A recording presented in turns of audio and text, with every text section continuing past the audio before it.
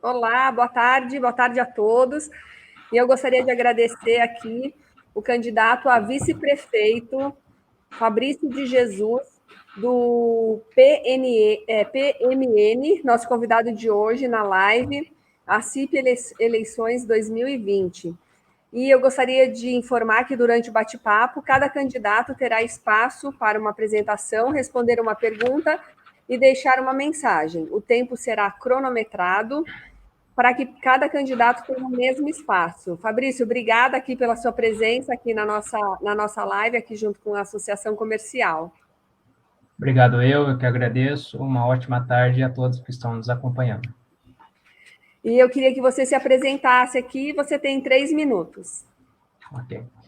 Bom, eu sou Fabrício Donizete Cruz de Jesus, nascido e criado em Pindamonhangaba, tenho 37 anos, sou formado em engenharia, pós-graduado em gestão pública e gerência de cidades, pós-graduado também em gestão empresarial e atualmente estou graduando em bacharel em direito. Minha carreira começou no governo do estado de São Paulo em 2005, onde atuei na área de manutenção de engenharia ferroviária de via permanente. Depois passei para a área administrativa, como assistente técnico, diretor de departamento administrativo e financeiro, onde coordenava os centros de recursos humanos, logística, patrimônio, informática, compras, licitações, orçamento e custos. E ainda fui vice-presidente de 2011 a 2017 na Estrada de Ferro Campos do Jordão, onde obtivemos resultados recordes em época, com serviços dos turísticos alcançando uma marca de crescimento de 7,68% ao ano, e com destaque para o aumento de passageiros transportados pelo trem de subúrbio, que é um serviço social que interliga os 20 quilômetros de extensão, operado pelo trecho rural de Pindamonhangaba, com um crescimento de 14,45% ao ano.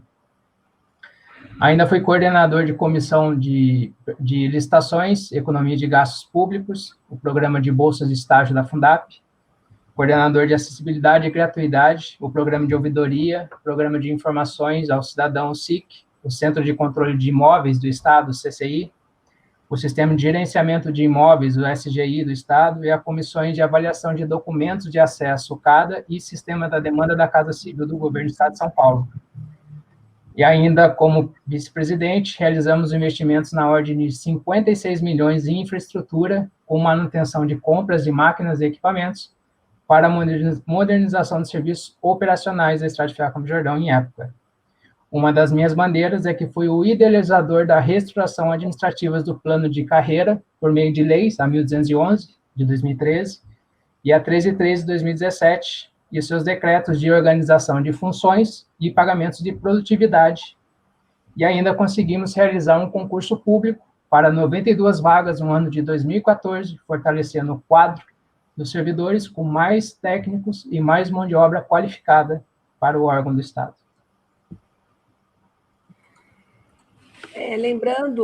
Lembrando aqui que o Fabrício ele é candidato a vice-prefeito do Gustavo Tótaro. Gustavo Tótaro. Em qual área ou áreas você atuará com mais efetividade, contribuindo para a administração municipal e, consequentemente, para o desenvolvimento da cidade? Legal. No governo do Gustavo Tótaro, eu irei atuar atualmente no desenvolvimento econômico, pois sabemos que o seu segmento, TT, o serviço, ele representa 51% das riquezas da cidade, onde que contribui para o PIB uma média de 6,6 bilhões. Então, devemos agregar mais infraestrutura para o desenvolvimento do seu segmento, o serviço, fomentando tanto o comércio como a gastronomia, com seus bares e restaurantes, o segmento de hotelaria, que é o hotel, pousada e hospedagens, e também trabalhar arduamente na cultura e turismo. Para você ter uma ideia, a atividade turística é uma das mais importantes no setor econômico e da geração de empregos e renda. Assim, com a criação de novos negócios e aumentando a produção de bens e serviços, iremos desenvolver as localidades, com a inclusão social, melhorias na infraestrutura, trazendo mais benefícios aos turistas e à comunidade local. A exemplo, TT, da cidade de Campos do Jordão, o Festival de Inverno, que gerou um impacto econômico de 131 milhões no estado de São Paulo, com a abertura de 1.844 postos de trabalho e 17,4 milhões em impostos. Ou seja, TT, a cada R$ 1 investido foi injetado R$ 16,70 na economia local, gerando, assim, R$ 3,16 de tributos para o município. Detalhe, TT, zero de orçamento público, pois foi realizado com 100% do investimento do segmento privado, por meio de leis de incentivo, que é o PROAC e ICMS, e o marketing direto. Temos como uma meta, o governo do Gustavo Totto, que é desenvolver o potencial do segmento. E é preciso criar mais oportunidades de negócio para atrair mais turistas. Assim, um bom gestor é aquele que vê oportunidades ao seu redor para atuar na captação e geração de receitas, investindo e incentivando o desenvolvimento estrutural para atender essa demanda reprimida na nossa cidade. Sem falar em desenvolvimento do agronegócio aqui no município, pois representa apenas 4/10 do PIB em Pinda. Então, atribuindo mais infraestrutura, podemos alavancar ainda mais esse percentual de capacitação de receitas e geração de empregos num segmento que é tão produtivo, mas tão esquecido pela gestão. E qual a mensagem que você gostaria de deixar para os seus eleitores? Caro eleitor, nós somos um partido, PMN, né? O Gustavo, ele é o idealizador de um partido que estava esquecido. Nós pegamos e não estamos utilizando um centavo do recurso público para fazer a nossa campanha, pois entendemos que o dinheiro público deve ser investido em pessoas e não em campanhas absurdamente caras de políticos. O Gustavo leva consigo uma meta primordial, que é desinchar a máquina pública, que há tempo está sendo feito como loteamento de cargos comissionados, onde uma de suas ações é a reforma administrativa de cargos comissionados. Para você ter uma ideia, 50% do orçamento é proveniente para custear os cargos permanentes e os cargos comissionados, onde os cargos comissionados custam, em média, 14 milhões por ano. E a nossa meta é reduzir até 56% desse valor, gerando mais economicidade no orçamento do município, onde iremos investir mais em servidor público, em concurso, em infraestrutura, para mais desenvolver os setores tão deficitários da prefeitura, para poder investir e parar de investir mais em políticos. Como citei na geração de rendas, pelo segmento serviço e água, eu vou me permitir aqui finalizar com a relação do desenvolvimento de programas de atração de empresas industriais. Conforme a nossa proposta, iremos realizar um chamamento público para a ocupação das áreas industriais, onde a nossa meta é expandir ainda mais as áreas ociosas de Pindamonhangaba para fomentar a área industrial, que representa o PIB, uma margem de 44,5%. Assim, no dia 15 de novembro, vote 33 e nos permita realizar a verdadeira mudança para a nossa Pindamonhangaba. Obrigado e boa tarde. Agradecemos a presença do candidato Fabrício de Jesus nessa live e, na sequência, vamos receber a candidata a vice-prefeita Tuane Faria, do PSOL. Obrigada, Fabrício. Eu que agradeço. Obrigado a todos que nos acompanharam. Obrigado. Olá. Olá, Tuane, tudo bem? Tudo jóia? Obrigada aí pela sua presença aqui na nossa live. Eu que agradeço poder participar, estar aqui falando um pouquinho com vocês, contando sobre o nosso plano de governo. Eu gostaria de informar que durante o bate-papo, o candidato terá o espaço para apresentação, responder a uma pergunta e deixar uma mensagem. O tempo será cronometrado para que cada candidato tenha o mesmo espaço, tá bom? Tá certo. Então, eu queria que você se apresentasse. Você tem 3 minutos, tá bom, Tuane? Tá certo. Eu sou a Tuane Faria, sou candidata a co-prefeita pelo PSOL. Queria aproveitar esse tempo de apresentação para explicar um pouquinho do porquê co-prefeita e não vice. No PSOL, a gente está trabalhando com uma ideia de um mandato coletivo, e não só coletivo entre os participantes da chapa, no caso eu e o Gabriel, mas também uma coletividade com a população de Pindamonhangaba. Então, a ideia é que a gente tenha um mandato de fato popular, e aí trazer essa nomenclatura de co-prefeita para também já estar representando um pouco dessa ideia de coletividade.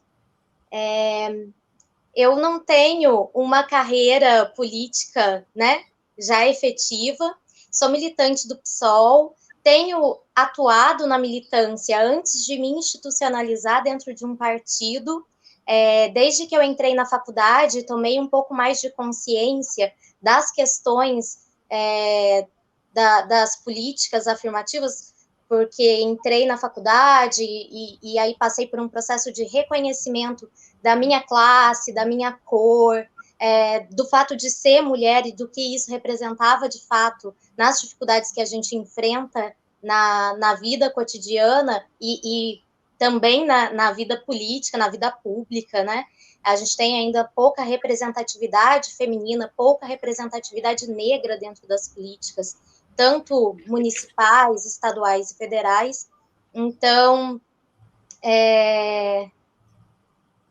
venho nessa militância. Atuo como professora e carrego também bastante militância em prol da educação. Eu acho extremamente importante lutar por uma educação de fato efetiva, uma educação que forme o ser social como um todo, integralmente, e permitir os acessos por meio da educação é uma luta que eu travo e que eu carrego para dentro do partido também. E me filiei ao PSOL por reconhecer ali pessoas, embora com diversas lutas, pessoas que aceitam e apoiam as lutas umas das outras, que agregam. Então, a gente tem, dentro do PSOL, pessoas que lutam pelas mulheres, pessoas que lutam pelos negros, pessoas que lutam pela educação, pelos funcionários públicos, e todo mundo consegue trabalhar junto, criando, de fato, uma unidade que visa aplicar para a sociedade, visa trazer para a sociedade essas questões. Então, eu acho que o PSOL ele é um partido aqui em Pindamonhangaba que está crescendo bastante, é um partido que vem mostrando o seu potencial, a sua força em prol da população. A gente tenta... Em qual área ou áreas você atuará com mais efetividade, contribuindo para a administração municipal e, consequentemente, para o desenvolvimento da cidade? Então, por essa questão de um mandato coletivo, eu acho que eu tenho abertura para estar trabalhando dentro de todas as áreas. Embora eu tenha falado, né, que a área da educação é a que eu tenho mais afinidade, que é uma luta que eu carrego já desde do início da minha faculdade,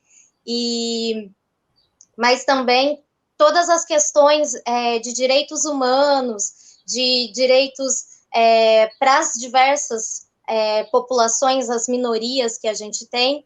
Então, eu acho extremamente importante trazer para todas as áreas, para todos os eixos do nosso programa político, essa questão das transversalidades, das minorias, dos direitos humanos, dos acessos aos direitos da população como um todo.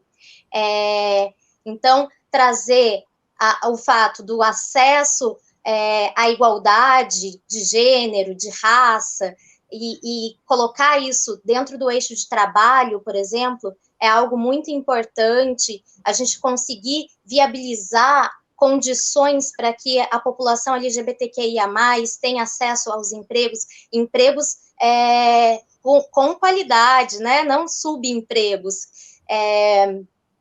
Então, trazer esses acessos, garantir às mulheres que elas consigam acessar empregos de maior status, né? Os cargos de gestão, de diretoria, que são extremamente importantes e que ainda são muito pouco acessados pelas mulheres. Então, garantir, de fato, a acessibilidade desses eixos, seja em segurança, seja em trabalho, dentro da educação mesmo, a educação das crianças da periferia, que é uma educação que sofre um pouco mais, que tem prédios menos estruturados, que talvez tenham dificuldade mesmo para acessar as escolas, porque, né, quando a gente vai para as zonas rurais, por exemplo, as pessoas moram muito distantes das escolas.